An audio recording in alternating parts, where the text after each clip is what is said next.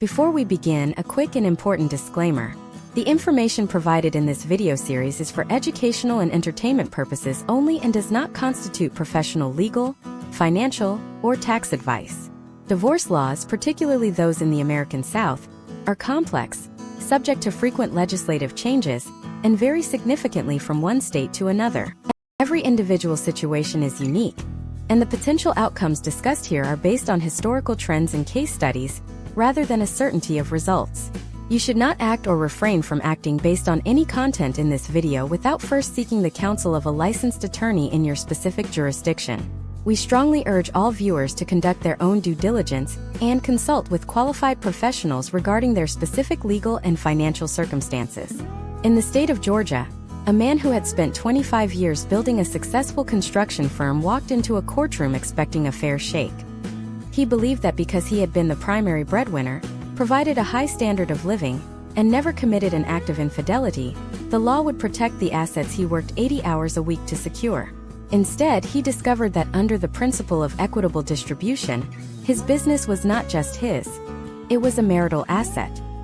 He watched as a judge, exercising broad judicial discretion common in Southern jurisdictions, awarded his ex-wife a significant portion of the business's valuation, forcing him to take out a high-interest loan just to keep his own company's doors open. This is not an isolated incident. It is a reflection of a legal reality that many men in the American South are completely unprepared for. Statistics show that the South often leads the nation in divorce rates, frequently referred to by sociologists as the divorce belt. While the region prides itself on traditional values and the sanctity of marriage, the legal systems in states like Alabama, Arkansas, Mississippi, and Tennessee are some of the most rigorous and potentially devastating for a man's financial future. If you are a man living in the South and you are facing a divorce, you are not just navigating a legal process. You are entering a system that is steeped in historical precedent, local judicial culture, and statutes that can be interpreted in ways that vary wildly from one county to the next. This video is the first part of a 10-part deep dive masterclass designed to be the definitive resource for men navigating this storm. We are moving beyond the surface-level advice you find on internet forums. We are going to deconstruct the Southern legal machine brick by brick. The problem most men face today is the illusion of fairness. You might think that because you live in a modern era, the old-school alimony traps or the biases toward maternal custody are gone. Historical trends suggest otherwise. In many Southern courtrooms, the shadow of the tender years doctrine still lingers in the minds of judges, even if the letter of the law has changed. We are here to solve the problem of information asymmetry. We are going to give you the context, the data, and the step-by-step breakdown of how the system actually functions, so you can move from a position of reactive fear to one of informed preparation. To understand why divorce in the South is a different beast, we have to look at the intersection of law and culture. In the Northeast or the West Coast, divorce is often treated like a cold business dissolution. In the South, it is frequently treated like a moral reckoning. Many Southern states still maintain at-fault grounds for divorce, such as adultery or habitual cruel and inhuman treatment. While no-fault divorce is available in every state, the existence of fault-based grounds provides a strategic lever that is often pulled in Southern courts to influence the division of property or the awarding of alimony. For example, in Mississippi, proving fault can be a significant factor in how a judge decides to distribute assets. This creates a high-stakes environment where every text message, every bank statement, and every social media post becomes a potential piece of evidence in a moral trial. Case studies of high-net-worth divorces in North and South Carolina reveal a recurring theme: the transmutation of assets. This is a concept we will explore in depth. Imagine you inherited a family farm or a significant sum of money before your marriage. In your mind, that is separate property. However, if you used that money to pay down the mortgage on the marital home, or if you placed your spouse's name on the deed of that inherited land, you may have inadvertently transmuted that separate property into marital property. In the Southern legal context, where land and legacy are highly valued, these mistakes can lead to the loss of multi-generational wealth. We will examine how the courts in these states view the commingling of funds, and what historical trends tell us about the likelihood of a judge siding with a husband's claim to separate property. Furthermore, we must address the financial cliff of alimony, or what is often called spousal support. While many states across the country have moved toward rehabilitative alimony, short-term payments meant to help a spouse get back on their feet, several Southern states still allow for permanent periodic alimony. This can mean a lifetime of payments that do not end until the death of one party or the remarriage of the recipient. For a man in his 40s or 50s, this represents a potential claim on his future earnings that can derail his retirement plans entirely. We will look at data regarding how alimony is calculated in states like Florida and Alabama, where the duration of the marriage and the standard of living established during the marriage are weighted heavily against the payer's ability to maintain their own standard of living post-divorce. The best interests of the child standard is another area where men in the South often find themselves at a disadvantage due to traditionalist views. While the law is gender neutral on paper, the application of the law by local judges can be anything but. In many rural Southern counties, there is still a prevailing sentiment that the mother should be the primary caregiver, especially for younger children. We will dive into the specific factors that Southern judges use to determine custody, including the moral fitness of the parents, which often brings a parent's lifestyle and religious practices into the courtroom. This deep dive will provide you with a clear-eyed view of how to document your role as an active, involved father in a way that resonates with the Southern judiciary. The goal of this masterclass is to remove the blindfold. You are about to learn why your choice of attorney is the most critical decision you will make, how the specific county you file in can change your outcome by hundreds of thousands of dollars, and why the first 30 days of a separation are often where the divorce is won or lost. We are going to talk about the tactical reality of the good old boy system that still exists in many smaller judicial circuits, and how to navigate a landscape where your wife's attorney might have gone to law school with the presiding judge. We are covering everything from the psychological warfare of the process to the granular details of qualified domestic relations orders for your 401k. This is not about winning at all costs. It is about reaching a potential outcome that allows you to maintain your dignity, your relationship with your children, and your financial stability. By the end of this 10-part series, you will have a comprehensive understanding of the Southern divorce machine. You will know the pitfalls before you step into them, and you will understand the historical trends that govern the decisions made behind closed doors. This is part 1 of your masterclass. Prepare yourself because the reality of divorce in the American South is far more complex than any television drama could ever portray, and the stakes are your entire future. Now that you understand the cultural and judicial landscape of the American South, we must confront the primary engine of financial destruction in a Southern divorce: the doctrine of equitable distribution. Unlike community property states like Texas or California where assets are generally split down the middle, states such as Florida, Georgia, North Carolina, and Alabama follow a system where the court divides marital property based on what it deems to be fair. Note that fair does not mean equal. Historical trends in Southern courts suggest that judges exercise an extraordinary amount of discretion, often leading to potential outcomes where one party receives 60%, 70%, or even more of the marital estate based on a variety of subjective factors. Imagine if you are Robert, a 48-year-old engineering consultant living in Charlotte, North Carolina, in 2026. Robert married his wife 15 years ago. At the time, he had a modest retirement account and a small firm he had just started. Fast forward to today, and that firm is valued at $3 million. Robert assumes that because he built the business and his name is the only one on the corporate documents, the business is his. He is wrong. In the eyes of a Southern judge, the marital partnership contributed to that growth. Perhaps his wife managed the household, allowing him to work late, or perhaps they used marital funds to cover a business debt in 2021. This creates a scenario of commingling, where separate property becomes marital property through a process called transmutation. Let's break down the step-by-step reality of property division that Robert and men like him face in 2026. The first step the court takes is identification and characterization. The judge must decide what is separate and what is marital. Separate property typically includes assets owned before the marriage, inheritances, or gifts specifically given to one spouse. However, case studies from across the South show that separate property is often a vanishing concept. If Robert took a $50,000 inheritance from his grandfather and used it to pay down the mortgage on the family home in 2024, he didn't just pay off debt. He likely gifted those funds to the marital estate. In many Southern jurisdictions, once those funds hit a joint account or are used for a joint asset, they lose their separate identity forever. The second step is valuation. This is where the deep dive into financial forensics becomes mandatory. In the South, valuing a professional practice or a small business involves looking at enterprise goodwill versus personal goodwill.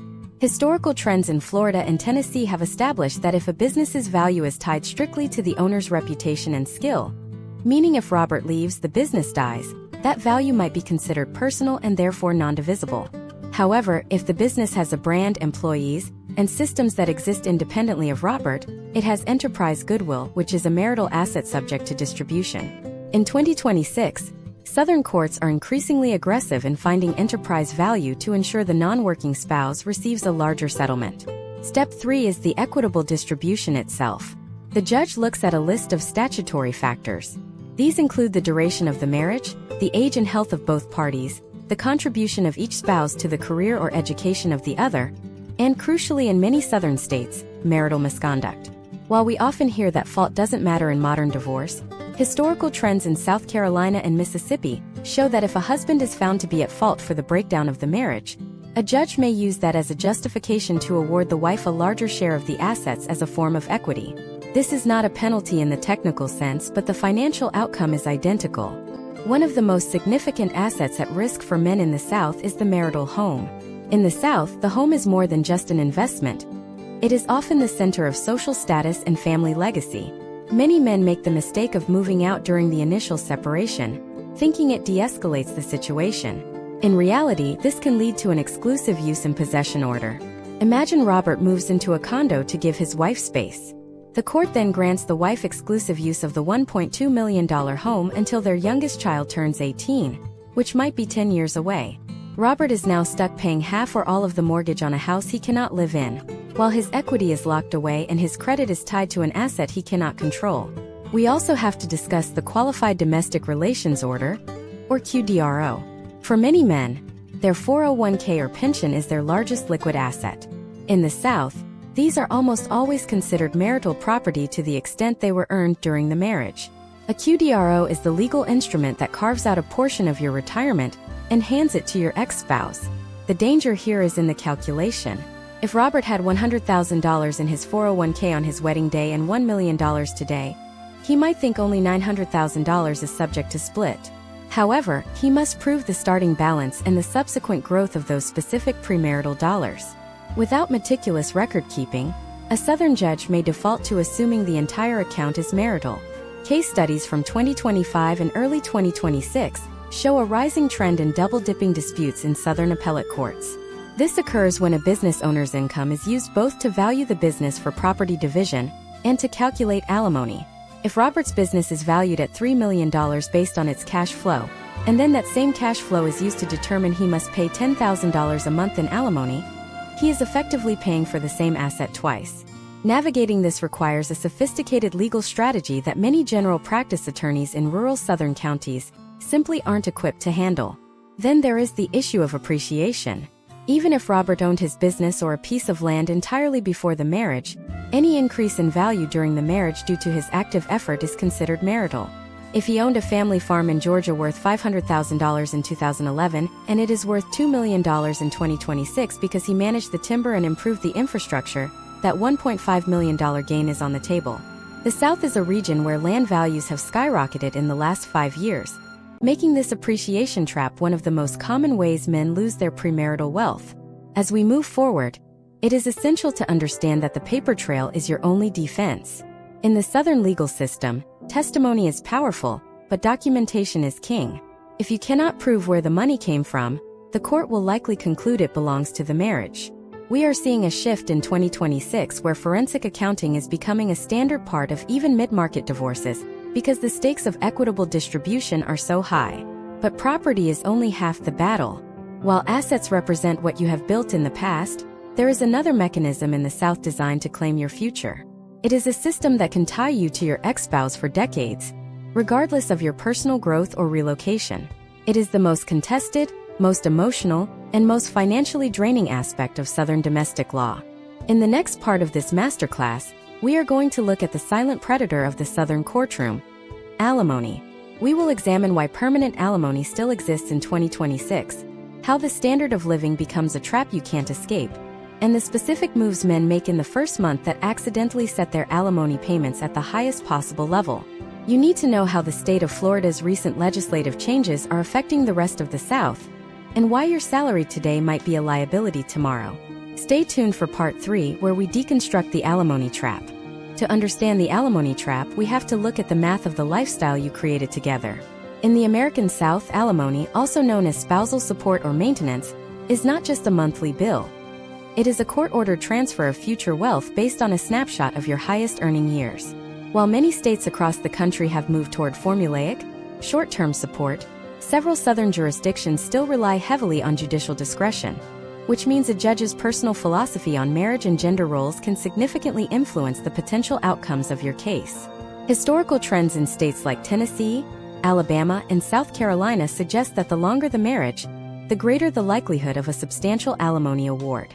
In the South, marriages lasting longer than 15 to 20 years are often classified as long-term, creating a legal presumption that the lower-earning spouse should be maintained at a standard of living as close as possible to the one enjoyed during the marriage. This is where the trap is set.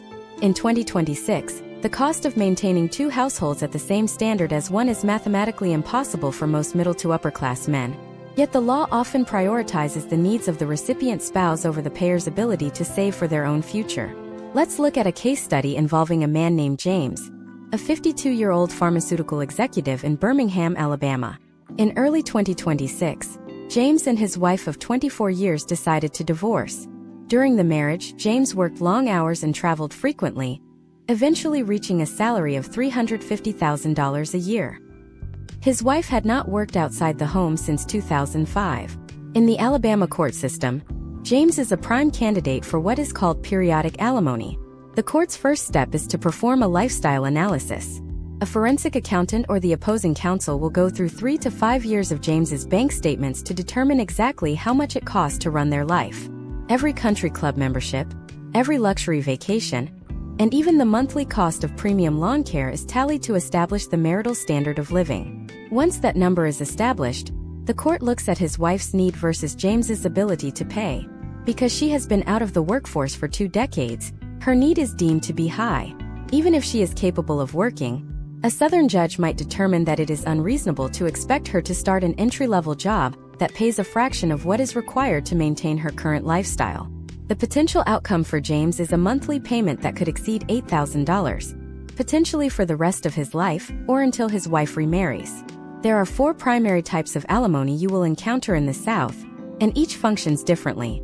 First is bridge the gap alimony. This is the shortest form, usually capped at 2 years, designed to help a spouse transition from married to single life by covering immediate, identifiable short-term needs. Second is rehabilitative alimony. This is common when the lower-earning spouse needs to go back to school or finish a degree to become self-supporting. The court will often require a specific plan showing exactly how this money will lead to employment. Third is durational alimony. This is awarded for a set number of years, often tied to the length of the marriage. For example, in Florida, under the 2023 reforms that are still being interpreted by courts in 2026, durational alimony generally cannot exceed a certain percentage of the length of the marriage. Finally, there is permanent periodic alimony. While Florida has largely abolished this, other states like South Carolina and Mississippi still allow for payments that continue indefinitely. The strategy used by many attorneys in the South involves a vocational evaluation. If you are the payer, your legal team might hire a vocational expert to interview your spouse, review her work history, and testify about what she could potentially earn in the 2026 job market. If the expert finds she could earn $45,000 as an administrative assistant, the court might impute that income to her, effectively reducing your alimony obligation by that amount. However, in traditional Southern courts, judges may be skeptical of vocational experts if they believe the wife's primary contribution was the domestic success of the family. A critical factor that is unique to several Southern states is the adultery bar. In Georgia, North Carolina, and South Carolina, if a spouse is proven to have committed adultery, they may be legally barred from receiving alimony altogether. This turns many Southern divorces into high-stakes investigations. If James could prove his wife was unfaithful, he might avoid an alimony obligation entirely. Conversely, if James was the one who was unfaithful, the judge might increase the alimony award as a form of equitable punishment, even if the state claims to be no fault. In 2026, we also have to deal with the permanent shift in tax law. Prior to 2019, alimony was tax-deductible for the person paying it and taxable for the person receiving it. That is no longer the case. Now, if James pays $100,000 a year in alimony, he is taxed on that $100,000 as if it were still in his pocket. He is paying the IRS on money he is giving away. This has created a massive financial squeeze for men in the South, as their net take-home pay after taxes and alimony often falls below the poverty line despite a high gross salary. One of the most dangerous moves a man can make in the South happens in the first month of separation. Often, out of a sense of duty or a desire to keep the peace, a man will continue to pay all the household bills, give his wife a credit card for expenses, and pay for her car insurance. In the eyes of a Southern judge during a temporary hearing, these voluntary payments set a precedent. You have essentially told the court that you have the ability to pay this amount and that your wife has the need for it. When the temporary support order is signed, it is very difficult to walk that number back during the final trial. Historical trends show that the numbers set in the first 60 days of a divorce case often become the blueprint for the next 20 years of your life. Furthermore, you must be aware of the cohabitation clause. In many Southern jurisdictions, alimony can be terminated or modified if the recipient spouse begins living with a romantic partner in a supportive relationship. However, in 2026, proving this is harder than ever. Simply having a boyfriend is not enough. You often have to prove a commingling of finances, or that the new partner is significantly contributing to the ex-spouse's expenses. Private investigators are frequently used in the South to document these living arrangements, but the legal threshold for termination remains high. The alimony trap is not just about the money you pay, it is about the loss of control over your own career. If James decides he wants to retire at 60 or take a lower-paying, less stressful job, he may find himself hauled back into court. In the South, a voluntary reduction in income is rarely seen as a valid reason to reduce alimony. The court may tell James that he has a duty to continue earning at his highest capacity until the alimony obligation ends. As we have seen, the financial stakes in a Southern divorce are designed to protect the status quo of the household, often at the expense of the husband's ability to rebuild. But as devastating as the financial aspect can be, it often pales in comparison to the battle over the next generation. The money can be earned back, but the time with your children cannot. In the next part of this masterclass, we are going to confront the most emotional and high-stakes battleground of all, child custody. We will explore the ghost of the tender years doctrine and why 50-50 custody is still not the default in many Southern counties. You will learn the specific factors Southern judges use to determine who is the primary parent and the mistakes men make that get them relegated to every other weekend fathers. We are diving into the reality of the guardian ad litem system and how your lifestyle in 2026 will be scrutinized under a microscope. Stay tuned for Part 4, where we break down the custody battle in the South.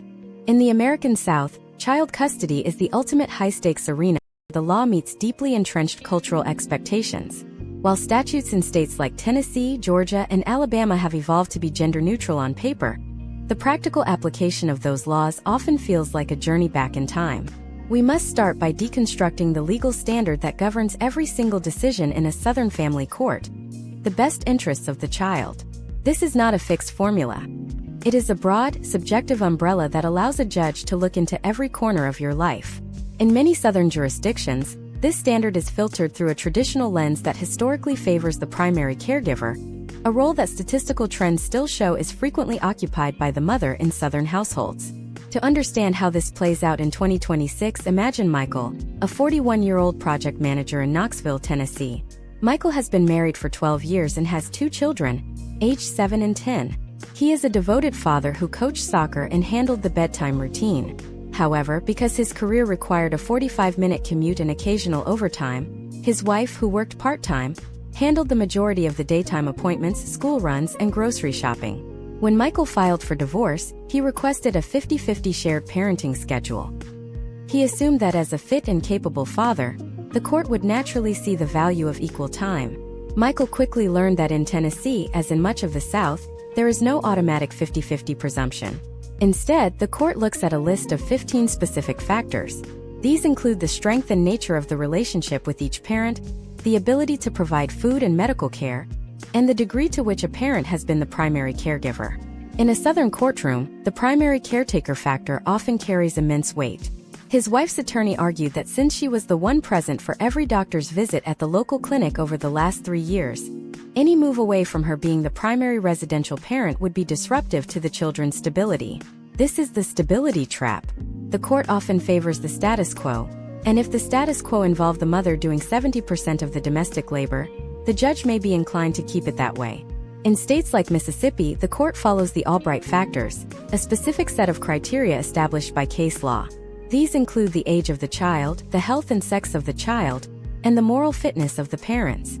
While the sex of the child and the age are supposed to be weighted less heavily than in the past, historical trends suggest that the ghost of the tender years doctrine still haunts these deliberations. This doctrine once held that mothers were naturally better suited to care for young children. Even in 2026, if you are fighting for custody of a toddler in a rural southern county, you may face a bench that still harbors these traditionalist views. One of the most critical and often misunderstood components of the Southern custody battle is the guardian ad litem, or GAL. A GAL is an attorney or a trained professional appointed by the court to represent the child's best interests. They are the eyes and ears of the judge. If a GAL is appointed to Michael's case, they will conduct a deep dive that makes a standard background check look superficial. They will visit Michael's home, they will interview the children in private, they will speak to teachers, and they will likely call Michael's neighbors. In the South, the GAL's recommendation often dictates the outcome of the case. If the GAL perceives that Michael is too focused on his career, or that his new apartment isn't sufficiently child-friendly, their report can be devastating. Step by step, Michael must learn how to interact with the GAL. He cannot treat them like an adversary even if they seem biased. He has to demonstrate his parenting through actions, not just words. This means having a decorated bedroom ready for the kids, knowing the names of their teachers without checking his phone, and having a clear, workable plan for how he will handle school pickups despite his work schedule. We also have to address the morality factor, which is uniquely potent in the South. Many Southern divorce decrees include a morality clause, or an injunction against unrelated overnight guests. In 2026, this means that if Michael starts dating during the divorce proceedings, he cannot have his girlfriend stay over while the children are in the house. In some strict jurisdictions, even having a girlfriend present at all during his parenting time can be used to argue that he is prioritizing his social life over his children's moral development. Historical trends in South Carolina show that judges take a dim view of introducing new romantic partners to children before a divorce is finalized, and doing so can negatively impact a father's quest for increased parenting time. Then there is the digital dimension of custody in 2026. Courts are increasingly mandating the use of co-parenting applications like Our Family Wizard or Talking Parents. These apps serve as a permanent, uneditable record of all communication. In a high-conflict Southern divorce, every message Michael sends is a potential exhibit in court. If he loses his temper in a text message at 11 p.m., that message will be presented to the judge as evidence of his inability to co-parent. Conversely, Michael must use these tools to document his involvement. If he asks for the children's medical records and is ignored, or if he offers to pick them up from practice and is denied, the app provides the timestamp proof he needs to show the court that the other parent is engaging in gatekeeping behavior. Relocation is another massive hurdle. The South is a region of growth, and it is common for a parent to want to move for a better job, or to be closer to family in another state. If Michael's ex-wife decides she wants to move from Knoxville to Atlanta, the legal battle becomes a zero-sum game. Southern states have strict relocation statutes. Usually, if a parent wants to move more than 50 or 100 miles, they must prove that the move has a reasonable purpose and is in the best interest of the child. However, if she is already the primary residential parent, the burden often shifts to Michael to prove why the move should be blocked.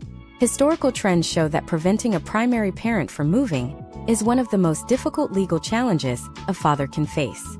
To navigate this, men in the South are increasingly turning to forensic custody evaluators. These are psychologists who perform intensive testing and observations. While expensive, they can provide the data-driven evidence needed to counter traditionalist biases. They can show that Michael's bond with his children is just as vital to their psychological development as their bond with their mother. As we look at the potential outcomes of Michael's case, it becomes clear that the battle for the children is also a battle for his financial future. In the South, custody and child support are inextricably linked. The number of nights the children spend at Michael's house directly impacts the amount of money he will pay every month. The system creates a financial incentive for the primary parent to fight against 50-50 custody, as more nights for the father means less money for the mother's household. In the next part of this masterclass, we are going to look at the cold, hard math of the children. We will break down the Southern child support guidelines, how they handle high-earning fathers, and why the extra expenses like private school, sports, and health insurance can double your monthly obligation. We will also explore the reality of what happens when you can't pay. Stay tuned for Part 5, where we dive into the financial cost of fatherhood in a Southern divorce.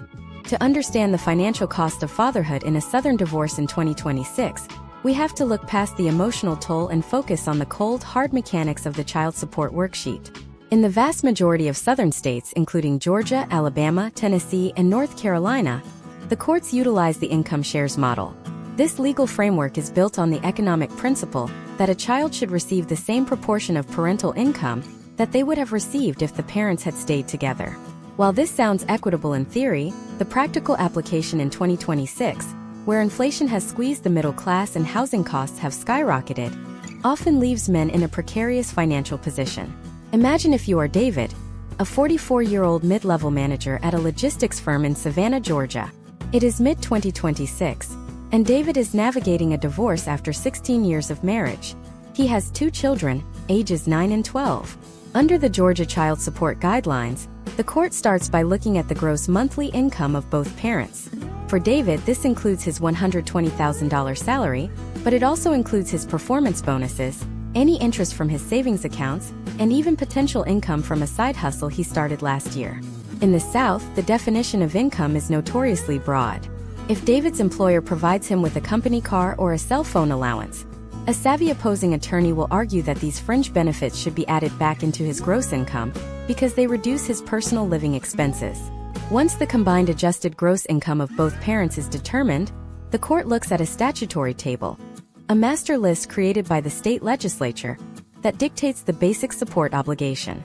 If David and his wife earn a combined $180,000 a year, the table might say it costs $2,500 a month to raise 2 children in Georgia in 2026.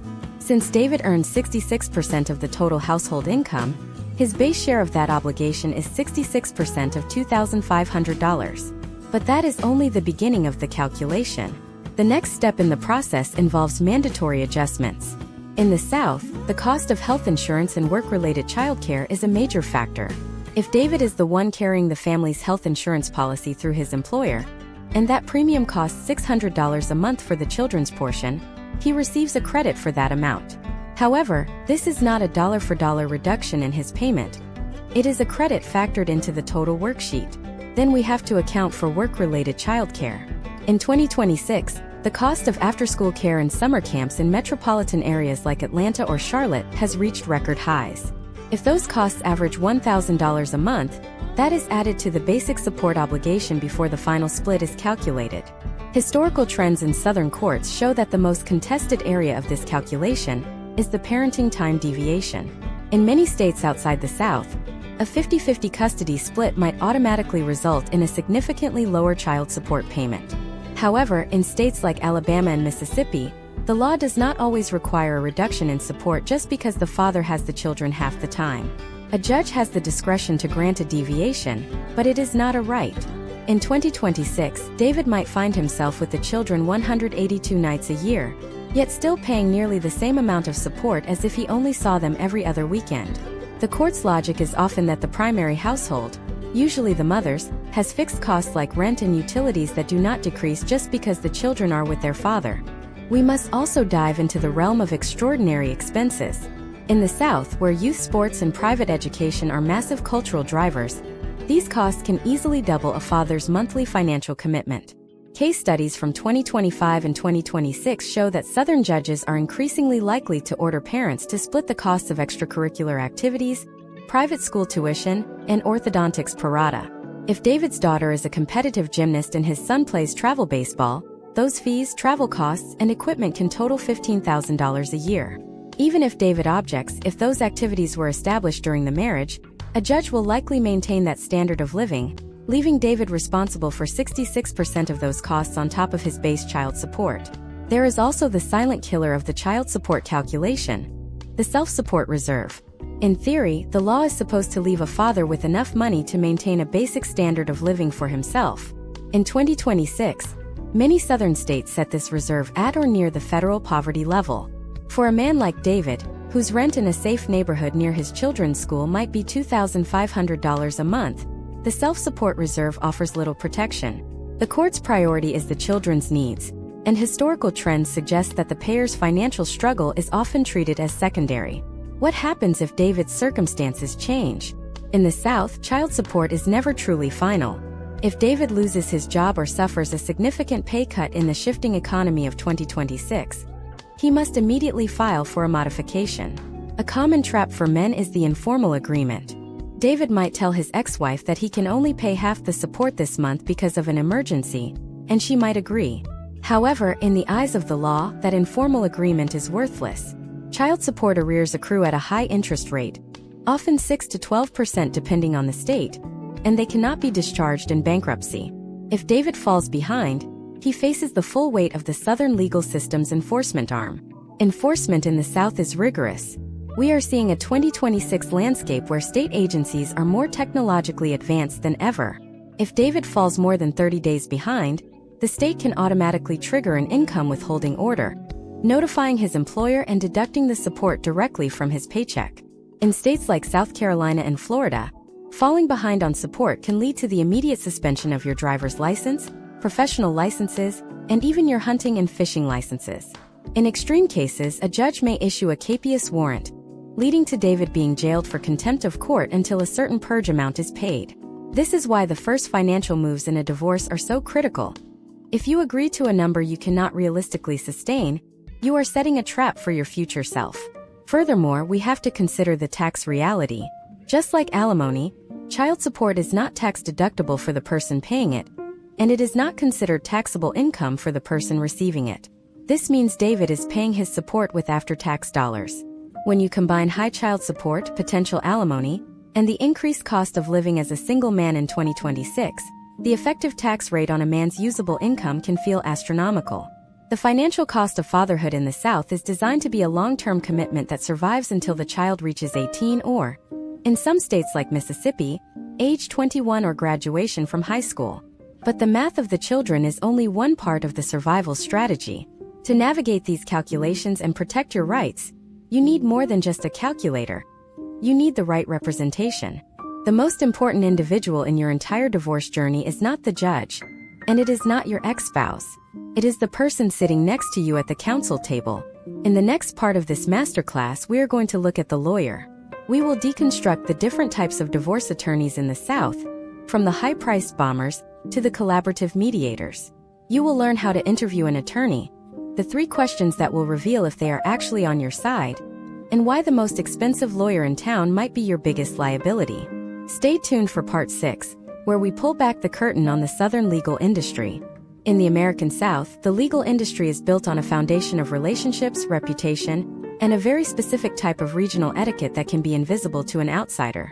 Selecting your legal representative is the most consequential choice you will make in 2026, as the attorney sitting next to you acts as your primary translator to the court. You are not just hiring someone who knows the statutes. You are hiring someone who understands the personality of the local judiciary.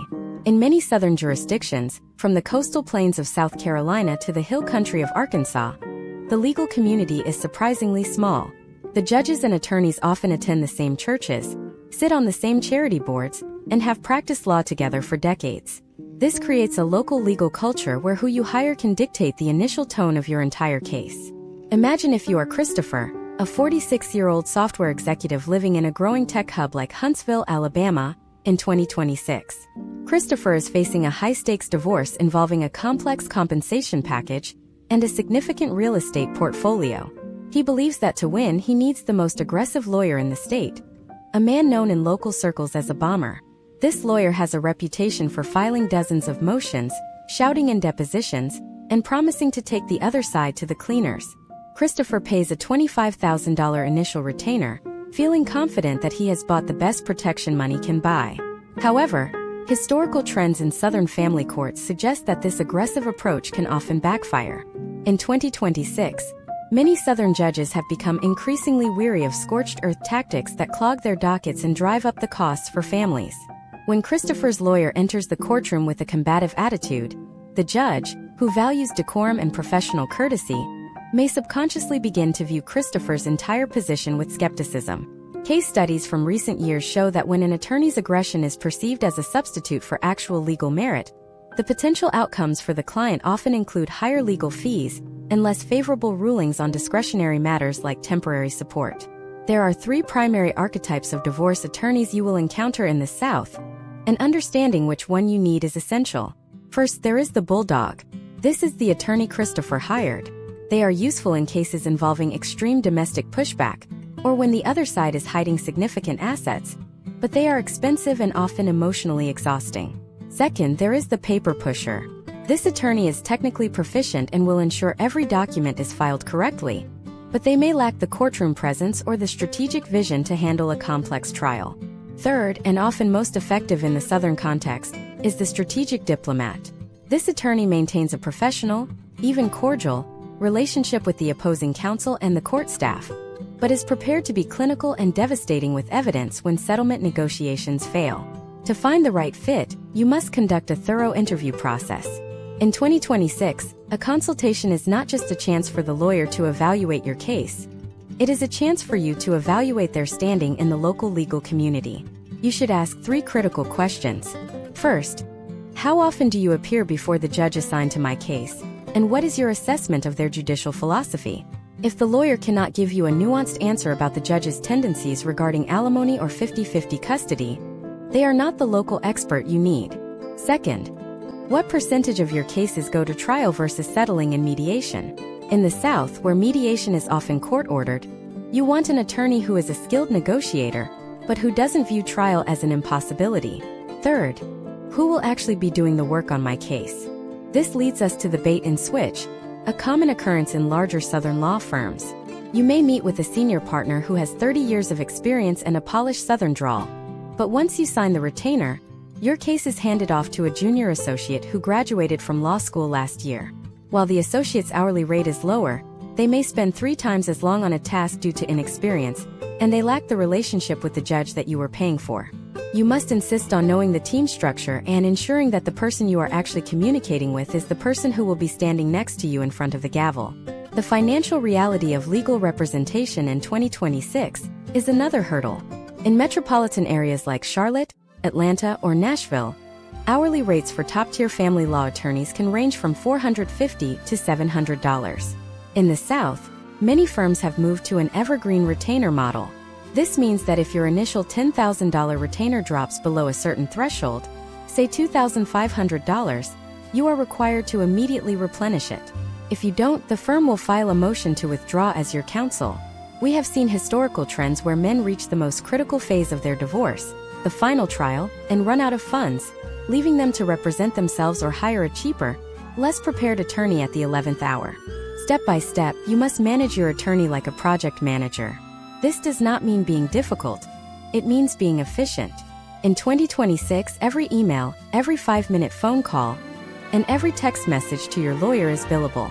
Men often treat their divorce lawyer as a therapist, calling them to vent about their ex-wife's latest social media post. This is a $500 an hour mistake. You should use your attorney for legal strategy and a licensed therapist for emotional support. By organizing your documents, creating clear timelines, and responding to discovery requests promptly, you can significantly reduce the billable hours required to move your case forward. Furthermore, a professional Southern attorney in 2026 should be leveraging technology. You want a firm that uses AI-driven discovery software to scan thousands of pages of financial records for inconsistencies. If your wife has been skimming money from a joint account or hiding assets in digital currency, a modern Southern firm should have the tools or the connections to forensic experts to find it. In the South, where family businesses and land holdings are common, your lawyer's ability to coordinate with forensic accountants and business valuation experts is just as important as their knowledge of the law. Case studies show that the most successful outcomes for men in the South often occur when their attorney is viewed by the court as the most reasonable person in the room. In a region where chivalry and traditional manners are still social currency, a father who appears calm, prepared, and focused on the best interests of his children, guided by a lawyer who mirrors that demeanor, creates a powerful contrast if the other side chooses to be erratic or vindictive. But even the best lawyer in the world cannot save a case that was compromised in the first few weeks of the separation. There is a specific set of moves, a tactical sequence, that occurs before a single legal document is even filed. In the South, where social reputation and immediate domestic stability are prioritized by the courts, what you do in the shadows of the initial split will determine the light you are seen in during the final hearing. In the next part of this masterclass, we are going to move from the courtroom to the home front. We will discuss the strategy of the separation. You will learn the truth about the move-out trap, why your digital footprint in 2026 is a ticking time bomb, and the step-by-step process for securing your personal data before the first process server knocks on your door. We are going to talk about the concept of the status quo and how to build one that favors your long-term goals. Stay tuned for Part 7, where we cover the critical first 72 hours and the opening moves of a Southern divorce. The moment the word divorce is spoken in a Southern household, a silent clock starts ticking. In the American South, the first 72 hours are not just a period of emotional shock. They are a tactical window that often determines the next 20 years of your life. This is where the concept of the status quo is born. In 2026, Southern judges rely more than ever on the principle of maintaining stability for children and the marital estate. If you make a move during these 3 days that disrupts that stability in a way the court deems irresponsible, you are starting your case from a position of profound disadvantage. Let us look at a case study involving Mark, a 45-year-old middle manager living in a suburb of Greenville, South Carolina. It is April 2026. After a heated argument on a Friday night, Mark's wife tells him she wants a divorce. Mark, wanting to be a gentleman and believing that de-escalating the situation is the right thing to do, packs a bag and goes to stay at a local hotel for the weekend. He thinks he is being the bigger person. In reality, Mark has just walked into the move-out trap. By Monday morning, his wife's attorney has filed for an emergency temporary hearing, arguing that Mark has voluntarily vacated the marital residence, and that the children need the stability of staying in the home without the disruption of his return. Historical trends in South Carolina and Georgia show that once a father leaves the home, it is incredibly difficult to get back in. The court views the person remaining in the home as the primary provider of stability. When that temporary hearing happens 3 weeks later, the judge is likely to grant the wife exclusive use and possession of the home.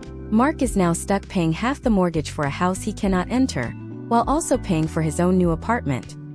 He has effectively lost his home, his daily access to his children, and his primary leverage in property negotiations within 48 hours of the initial conflict.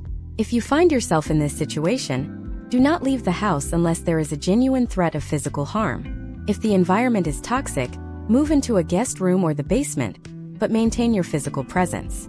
This keeps you in the daily lives of your children and prevents the court from establishing a status quo where you are an outsider.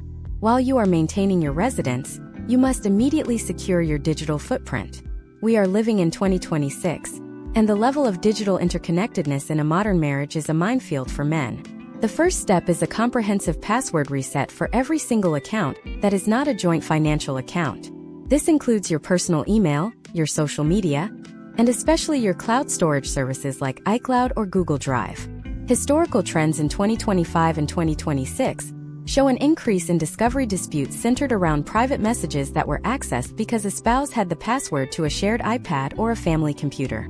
Imagine if Mark's wife logs into their shared family cloud account and finds years of private emails, or even just venting sessions with friends about the marriage. In a Southern courtroom, these can be taken out of context to paint a picture of Mark's character. You must also check for location sharing features. Many families in the South use apps like Life 360 or the Find My feature on iPhones. You must assume that from the moment the divorce is mentioned, your movements are being tracked. Step by step, you need to audit your devices for any tracking software or shared logins. If you are on a shared family mobile plan, the primary account holder, which might be your wife, can often see a log of every number you text or call. In 2026, moving to an individual mobile plan is a critical opening move to ensure your communication with your attorney and your support network remains private. The next critical move in these first 72 hours is the inventory walkthrough. Before any legal papers are served, you need to document the state of your marital assets. This is because assets in the South have a way of disappearing or being damaged once the litigation begins. Using your smartphone, walk through every room of your house and record a high-definition video. Open every drawer, every closet, and the safe. Take clear photos of VIN numbers on vehicles, serial numbers on expensive electronics, and the contents of any tool sheds or workshops. Case studies from 2026 suggest that men who do not have this documentation often find themselves arguing over the existence of $50,000 worth of tools or a high-end gun collection that the wife claims was sold years ago or never existed. This video is your timestamped proof of the marital estate's value on day 1. Furthermore, you must secure your personal, non-marital property. If you have heirlooms from your parents or items you owned before the marriage, move them to a secure, neutral location like a safe deposit box or a trusted friend's house. In the heat of a Southern divorce, these are the items most likely to be held hostage or destroyed as emotional leverage. Financially, the opening move is about preservation, not depletion. A common mistake men make is draining the joint bank accounts. While you may feel the need to protect the money, historical trends show that Southern judges view a husband who leaves his wife with zero access to funds with extreme hostility. The potential outcome is a judge ordering you to pay her legal fees and an inflated amount of temporary support as a penalty for your perceived financial abuse. The recommended step is to take exactly half of the liquid funds in the joint accounts and move them to a new, individual account at a completely different bank. This ensures you have the funds for your own legal retainer while demonstrating to the court that you were attempting to be fair. Immediately after doing this, provide a written accounting to your spouse of exactly how much was taken and where the remaining half is. In the South, your social reputation is a legal asset. News travels fast in Southern social circles, churches, and country clubs. The moment the split happens, there is often a race to define the narrative. If your wife begins a campaign of character assassination, it can influence potential witnesses and even the local perception of you before you ever step into a courtroom. Your opening move socially is silence. Do not post about the divorce on social media. Do not vent to mutual friends. Do not send angry texts to your in-laws. In 2026, every digital interaction is permanent and discoverable. The most effective strategy is to remain the calm, consistent, and reliable father and professional you have always been. When the court looks at the evidence, the contrast between a husband who is acting with dignity and a spouse who is acting erratically will be your strongest character evidence. Lastly, you must understand the one-party consent laws in the South. In states like Georgia, Alabama, and North Carolina, you are generally allowed to record a conversation as long as one person you consents to the recording. In the first 72 hours, when emotions are high and false allegations of domestic misconduct can be used to secure an emergency protective order, having a digital recorder or a recording app running during any interaction with your spouse can be a lifesaver. This is not about being a spy. It is about having an objective record of what was actually said and done, preventing a he said she said scenario that almost always favors the mother in a Southern court. These 72 hours are the foundation of your case. You are securing your home, your data, your assets, and your reputation. You are preparing for a long-term strategic engagement rather than an emotional skirmish. But once the foundation is laid, the real work of the legal system begins. You are about to enter the most invasive phase of the entire process, where every financial transaction you have made in the last decade will be scrutinized. In the next part of this masterclass, we are going to dive into the discovery phase. You will learn about the mandatory financial disclosures, why your credit card statements from 2022 could come back to haunt you, and how to handle the dreaded deposition. We will look at how Southern attorneys use interrogatories to trap you in contradictions, and the step-by-step way to organize your financial life so that the discovery process works for you, not against you. Stay tuned for Part 8, where we pull back the curtain on the legal colonoscopy known as discovery. Discovery is the phase of the legal process where the masks come off and the spreadsheets come out. In the American South, where social etiquette often masks deep-seated financial complexities, discovery is frequently referred to as the war of attrition. By the time you reach this stage in 2026, the initial shock of the filing has faded, replaced by the grueling reality of mandatory financial disclosures. In states like Florida, Georgia, and North Carolina, the law requires a level of transparency that many men find shockingly invasive. You are required to produce a financial affidavit, a comprehensive document that lists every penny you earn, every cent you spend, and every asset you own, no matter how small or seemingly private. Imagine if you are Brandon, a 50-year-old construction executive in Nashville, Tennessee. It is June 2026. Brandon has spent 3 decades building a reputation and a portfolio of rental properties. During the discovery phase, his wife's attorney serves him with a set of interrogatories and a request for production of documents. Interrogatories are written questions that Brandon must answer under oath. In a Southern courtroom, these questions are often designed as traps. One common question asks Brandon to list every person he has traveled with or spent more than $100 on for a non-business purpose in the last 3 years. This is a search for dissipation of assets. If Brandon spent marital funds on a weekend trip with a friend or a new romantic interest before the divorce was finalized, the court can deem that a waste of marital property and credit that amount against his final share of the estate. The request for production is even more demanding. Brandon must provide 5 years of tax returns, bank statements for every account including those he thought were dormant, credit card statements, and records for his 401k and brokerage accounts. In the digital landscape of 2026, this also includes your Venmo, Cash App, and PayPal history. Historical trends show that many men get caught in contradictions during this phase. If Brandon claims in his financial affidavit that his monthly groceries cost him $800, but his bank statements show frequent $300 dinners at high-end steakhouses, his credibility with the judge is instantly compromised. In the South, where a man's word is historically his bond, losing your credibility in discovery is a wound that rarely heals before the final trial. Step by step, you must approach discovery with the precision of a forensic auditor. The first step is the organization of your digital financial life. You need to create a secure, encrypted folder containing PDFs of every financial statement. Do not rely on your spouse to provide these, even if she handled the books. You must verify the data yourself. The second step is the identification of separate property. If Brandon used an inheritance from his father to purchase one of his rental properties in 2019, he must find the paper trail that proves those funds never touched a joint account.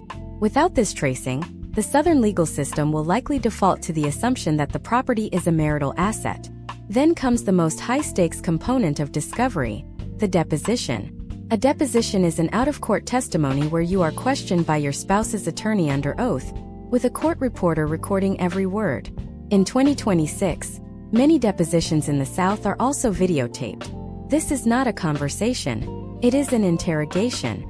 The goal of the opposing counsel is twofold: to gather information they can use to squeeze you in settlement negotiations, and to pin you down to a specific story. If you say one thing in a deposition and another thing on the witness stand months later, you have committed perjury or, at the very least, destroyed your case. Case studies of Southern depositions reveal the psychological pressure involved. Brandon might spend 6 to 8 hours in a windowless conference room in downtown Nashville. The opposing attorney will ask the same questions in 5 different ways, hoping to catch Brandon in a moment of frustration or fatigue. They might ask about his parenting habits, his alcohol consumption, or his business expenses. The strategy for a man in the South is to remain clinical. Your answers should be short, factual, and devoid of emotion. Yes, no, I do not recall. These are your strongest shields. Many men feel the need to explain themselves or defend their character. This is a mistake. In a deposition, every explanation is a new thread for the opposing attorney to pull. Digital discovery has become the new frontier in 2026. Southern firms are now using AI-powered software to scan social media profiles, deleted text messages, and even metadata from photos. If Brandon told the court he was too busy with work to take the children on a specific weekend, but a photo on a friend's social media shows him at a Titans game with a beer in his hand, that metadata, showing the exact time and location, will be used to portray him as an untruthful parent. The level of scrutiny is absolute. You must assume that anything you have typed, clicked, or searched for in the last 5 years is potentially on the desk of the opposing counsel. The cost of this phase is often what breaks a man's resolve. In a high-conflict Southern divorce, the discovery phase can account for 60% of the total legal fees. You are paying your attorney to review thousands of pages of documents, and your paralegal to organize them. If the other side is being obstructive, refusing to provide their own documents, you have to pay for motions to compel, which involve more hearings and more billable hours. Historical trends suggest that some attorneys use discovery as a way to burn through a husband's retainer, hoping he will agree to an unfavorable settlement just to stop the bleeding. To survive this, you need a counter-strategy. Your attorney should be just as aggressive in seeking discovery from the other side. If your wife has been secret saving or has an undisclosed side business, you need the same forensic tools to find it. In the South, where many families have complex structures involving small businesses or family trusts, the battle is won by the side with the best data. This is why hiring a forensic accountant is often a necessary investment. They can look at your wife's lifestyle and compare it to her reported income. If she is spending $5,000 a month but only reporting $2,000 in earnings, the accountant can find the source of the missing money. Discovery is the ultimate test of your patience and your organization. It is designed to be exhausting. It is designed to make you want to give up and sign whatever paper is put in front of you. But remember, the potential outcomes of your alimony, child support, and property division are all built on the foundation laid during these months of document production. If you take the time to be meticulous now, you are protecting your future self from a lifetime of financial regret. As the discovery phase winds down, the legal system shifts its focus from information gathering to resolution. You have survived the interrogation, you have produced the documents, and you have seen exactly what the other side has on you. Now the system will try to force a compromise. You are about to enter a process that is mandatory in almost every Southern jurisdiction. A process where the pressure to settle reaches a fever pitch. In the next part of this masterclass, we are going to look at the pressure cooker known as mediation. You will learn why most Southern divorces never actually make it to a judge, the specific tactics mediators use to get you to move off your position, and how to tell the difference between a fair settlement and a surrender. We are going to talk about the midnight settlement trap, and the 3 things you must never agree to in a mediation room. Stay tuned for part 9, where we master the art of the Southern settlement. In almost every jurisdiction in the American South, from the coastal cities of South Carolina to the sprawling suburbs of North Texas, mediation is not just a suggestion. It is a mandatory gateway you must pass through before a judge will even look at your trial date in 2026. This process, often described as shuttle diplomacy, is where over 80% of Southern divorces are finalized. However, for a man facing the potential loss of his assets and parenting time, mediation can become a psychological war of attrition. You are placed in one room, your spouse is in another, and a neutral third party, usually a retired judge or a senior attorney, walks between you with a yellow legal pad, attempting to find the middle ground. To see how this functions in the current legal climate of 2026, imagine Grant, a 49-year-old commercial real estate developer in Charleston, South Carolina. Grant has built a portfolio worth roughly $4.5 million over a 20-year marriage. He enters mediation at 9 a.m. in a sterile law office overlooking the Battery. Grant is prepared, organized, and believes that his logic will carry the day. His goal is to protect his business interests while ensuring he has a true 50-50 custody schedule for his 2 teenage sons. The first 4 hours of mediation are often a performative exercise. Historical trends in Southern mediation suggest that the morning is spent with both sides staking out extreme positions. Grant's wife asks for 60% of the marital estate and permanent alimony. Grant offers 40% and limited durational support.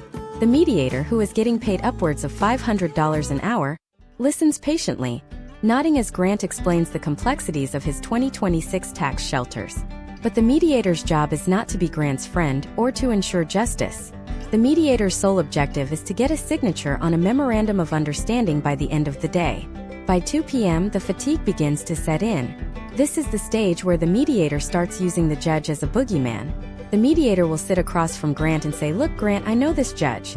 If we go to trial, she is having a bad month, and she has a historical trend of being very tough on high-earning husbands in the Lowcountry. If you don't move on the alimony, she might give your wife the house and the beach property." This is a classic leverage tactic. The mediator is trying to shift Grant from a position of strength to a position of fear.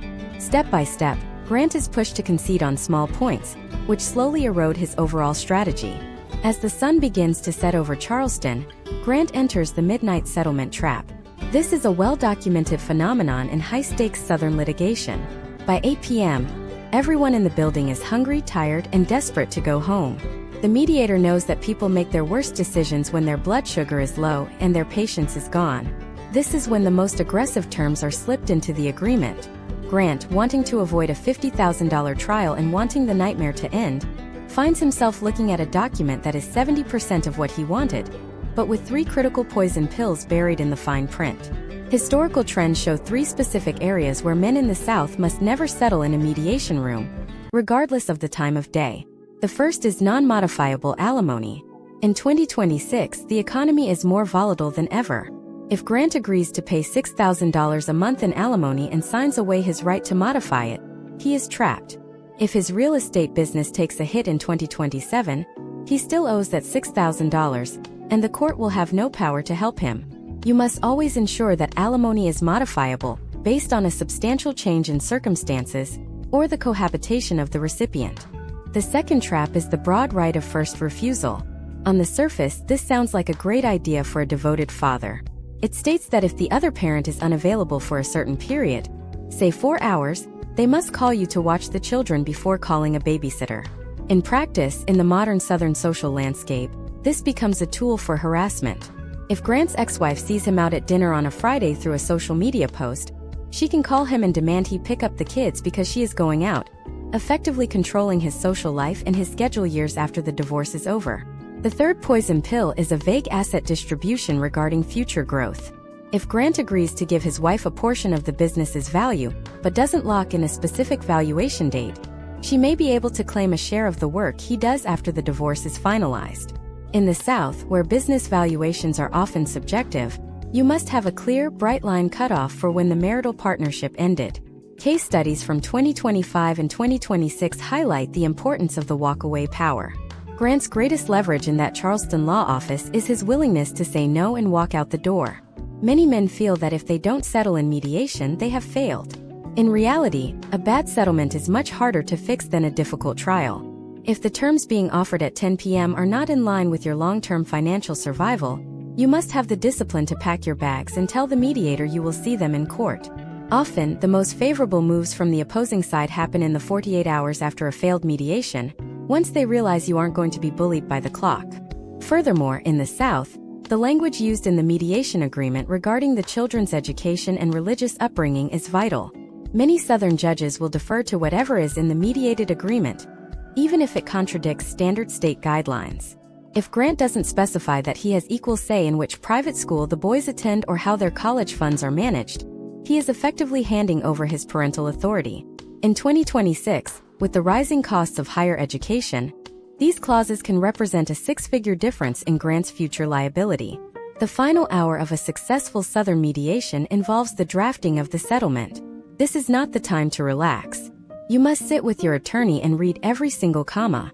Case studies show that transcription errors in the late-night drafting of these agreements lead to thousands of dollars in post-divorce litigation. If the agreement says Grant pays for health insurance until the child is 18, but the state law says 21 and Grant doesn't catch it, he is bound by the contract he signed, not the law. As Grant finally signs the papers and walks out into the humid Charleston night, he feels a sense of relief, but the journey is not over. A signed mediation agreement is a contract, but it is not yet a court order. The final step of the Southern divorce machine is the formal hearing where the judge reviews the agreement and issues the final decree. This is where the legal reality becomes permanent, and where the most common post-divorce mistakes are made. In the final part of this masterclass, we are going to look at the finish line. You will learn about the final hearing, the specific language that must be in your divorce decree to protect you from future lawsuits, and the step-by-step checklist for your first 90 days as a divorced man in the South. We will discuss the reality of the 2026 post-divorce life, including how to handle the inevitable attempts to modify your agreement and how to ensure your assets stay yours for the rest of your life.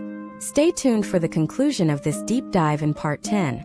Before we begin, a quick and important disclaimer.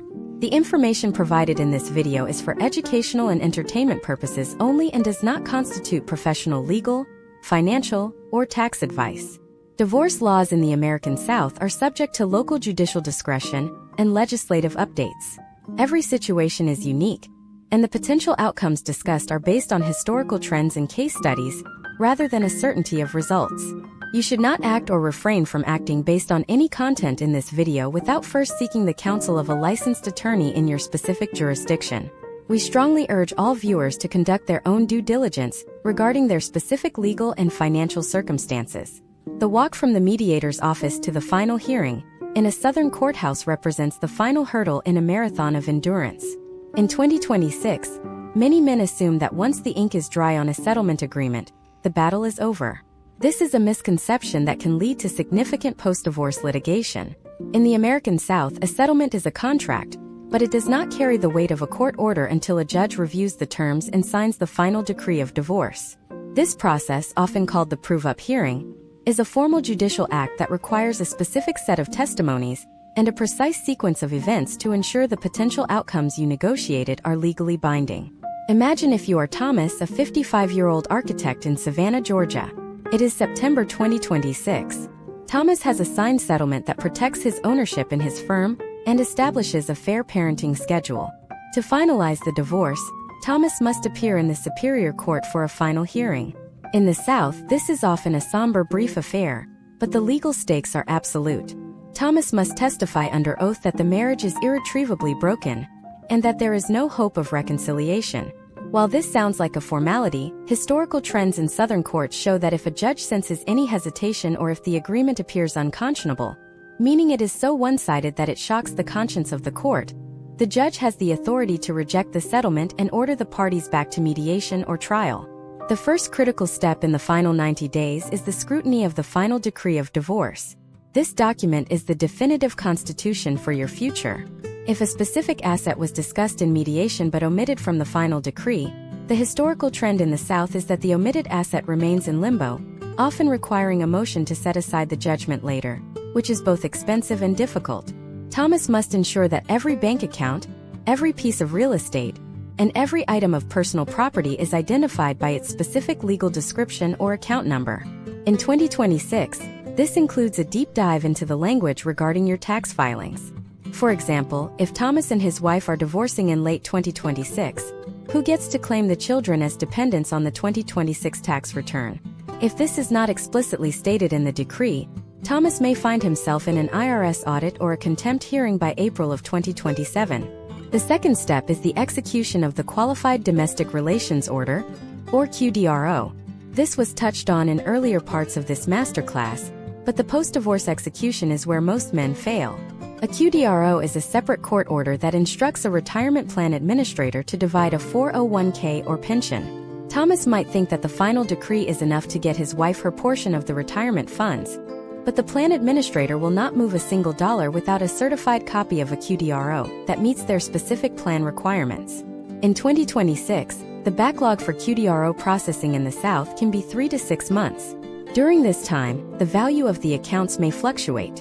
Thomas must ensure the QDRO specifies whether the alternate payee receives a fixed dollar amount or a percentage of the account as of a specific date. If the market dips before the QDRO is processed and the language is not precise, Thomas might end up paying a larger percentage of his remaining balance than he intended.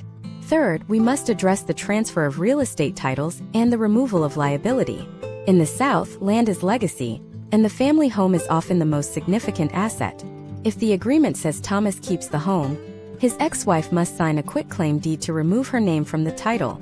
However, the quitclaim deed does not remove her name from the mortgage. Historical trends show that many men find their credit ruined because their ex-spouse was still on the mortgage, and when the husband missed a payment or the ex-spouse filed for a loan elsewhere, the old debt interfered. In 2026, with interest rates remaining a significant factor, Thomas may be required to refinance the home into his own name to remove her liability. If Thomas cannot qualify for a refinance on his single income, the decree should have a backup plan, such as a requirement to sell the house within a certain time frame. Failing to address the mortgage liability is one of the most common ways men are dragged back into court years after the divorce is finalized. The fourth pillar of the post-divorce checklist is the update of beneficiary designations. This is the single most dangerous oversight for men in the South. In many Southern states, a divorce decree does not automatically revoke a beneficiary designation on a life insurance policy, a bank account, or a will. If Thomas were to pass away in 2027 and his ex-wife is still the named beneficiary on his $2 million term life policy, the insurance company will likely pay the funds to her, regardless of what the divorce decree says. Case studies show that insurance companies prioritize the contract, the beneficiary form, over the divorce judgment. Step by step, Thomas must contact every financial institution, his HR department, and his insurance agent to provide new beneficiary forms. He also needs to execute a new will and power of attorney. In a Southern context, where family ties are paramount, ensuring that your estate plan reflects your new reality is essential for the protection of your children's inheritance. Fifth, we must discuss the reality of life insurance as security. In most Southern divorce decrees, a husband who is paying child support or alimony will be ordered to maintain a life insurance policy with the ex-wife or a trust for the children as the beneficiary. This is to ensure that if the payer dies, the support obligation is covered. Thomas must ensure that the decree specifies a declining balance for this insurance. As his children get older and his alimony term nears its end, his need for a massive life insurance policy should decrease. Without this specific language, Thomas could be forced to pay high premiums for a policy that far exceeds his actual remaining financial obligation. Sixth is the social and professional navigation of the post-divorce landscape in the South. For a man like Thomas, his reputation in Savannah is tied to his professional network and his social standing. The 90 days following the divorce are a period of high social volatility. The historical trend in Southern social circles is that people will take sides. Thomas must resist the urge to explain his side of the story to everyone at the club or the church. The most effective move is a quiet, dignified transition. In 2026, this also means a complete audit of your social media presence. Deleting old photos or making a public announcement is often seen as dramatic in the South. A better potential outcome is achieved by simply going quiet on social platforms while you rebuild your personal life. The seventh step involves the monitoring of the co-parenting relationship. The first 90 days of a new parenting schedule are the most difficult. This is when the boundaries are tested. If the decree says the exchange happens at 6 p.m. on Sundays, Thomas must be there at 5:55 p.m. every single time. In the South, where punctuality and respect for orders are valued by the judiciary, building a record of perfect compliance in the first 3 months makes it much harder for the other side to file a successful modification or contempt motion later.